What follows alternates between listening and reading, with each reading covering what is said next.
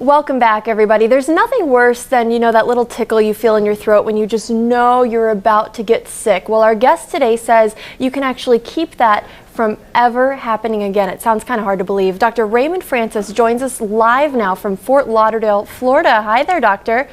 Hey, how are you? Good. I'm so glad we could make this work out. So you have this book that's called Never Be Sick Again, and that sounds amazing, but it's hard to believe. Well, it may be hard to believe because we don't experience that, but it's true. And the thing is this, here's what people need to know. The technology exists to not be sick. The information we already have is sufficient to prevent and reverse this epidemic of chronic disease that we have in America. And as you pointed out, you don't even have to have a cold.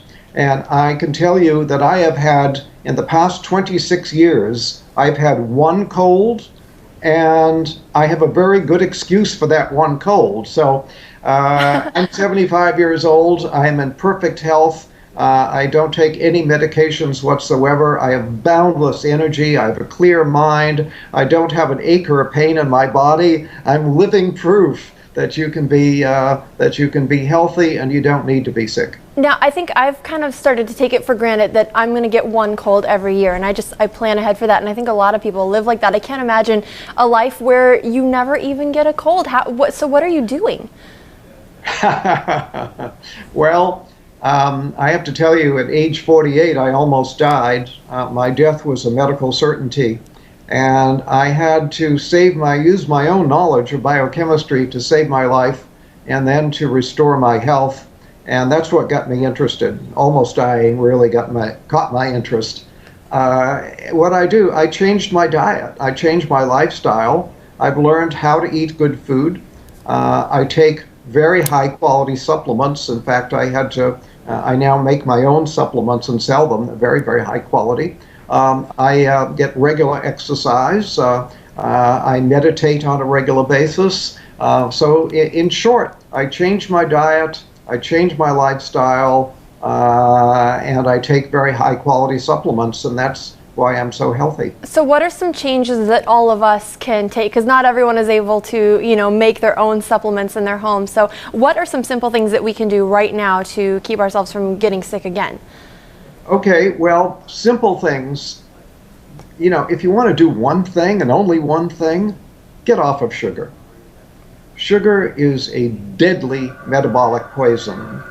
And if you look at it from a biochemical standpoint as to what happens to you when you eat sugar, I wish I had a blackboard here right now, and I could fill a whole wall with what happens when you eat just 1 teaspoon of sugar. Now, what about the sugar in, say, like fruit or apple juice or something like that? Well, apple juice, no, but fruit. If you eat a piece of fruit, that's okay. A fruit juice is not okay because you get too much bioavailable sugar and you get a sugar spike in your blood. But when you get a sugar, you can eat 1 teaspoon of sugar. Within 2 hours, your immunity will be reduced by 50%. And then people say, oh, I caught a cold. No, you didn't. You reduced your immunity and you then made yourself susceptible to an infection. So that's why I don't get colds. I don't get infections because I keep my immunity strong. I don't eat sugar. All because of sugar. So that bag of jelly beans we've been passing around here in the newsroom ever since Easter, that's something that's hurting us. Bad idea. Yeah, you don't want to do that. Sugar, as I say, is a deadly metabolic poison. And what I mean by that is that it screws up all of your biochemistry. Just 1 or 2 teaspoons of sugar will throw your normal biochemistry into chaos for a period of 6 to 8 hours. And that's not very much sugar. It doesn't sound like a lot. Sugar. One cola drink has about 10 to 12 teaspoons. So you eat 1 to 2 teaspoons, your body is going to be in biochemical chaos for 6 to 8 hours. Now, health is when all of your biochemistry is balanced and all your chemistry is working right. When you eat sugar, you throw that balance out for 6 to 8 hours. So if you eat sugar in the morning, put some sugar in your coffee or have a breakfast cereal with a contained sugar, and then have more sugar at lunch and more sugar in the evening, guess what? Your body is going to be in biochemical chaos 24 hours a day. So what's a good amount then to get on a daily basis? None. None. None. Yeah. I'm in trouble. Basically should be outlawed. We should not, and here we allow children, we don't allow children to smoke cigarettes. We don't allow children to drink alcohol, but we allow them to buy sugar and eat sugar. Sugar is far more dangerous than alcohol or cigarettes. Really? Yeah, I was going to ask you, what do parents need to do? Because you're going to have a hard time convincing your child who wants candy right now that that's not good for them. Right. I understand the problem. I'm well aware of it. But you asked the question, what can people do? That's one thing anybody can do to improve their health. Sugar causes every imaginable disease. For example, Alzheimer's. Sugar is the leading cause of Alzheimer's.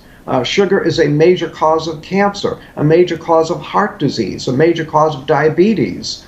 This is, it's a major cause of colds and flu. Sugar is a deadly metabolic poison. Get off of it. Now, let me ask you, how did you come to this understanding of sugar? Because if it's so bad, why aren't we hearing about this all over the place? A lot of, my doctors never told me not to eat sugar. Yeah, well, nobody ever told your doctor, and your doctor is not doing the research to find out. And the sugar industry spends so much money on campaign contributions to members of Congress that sugar is actually subsidized in America. It should be outlawed, and it's subsidized.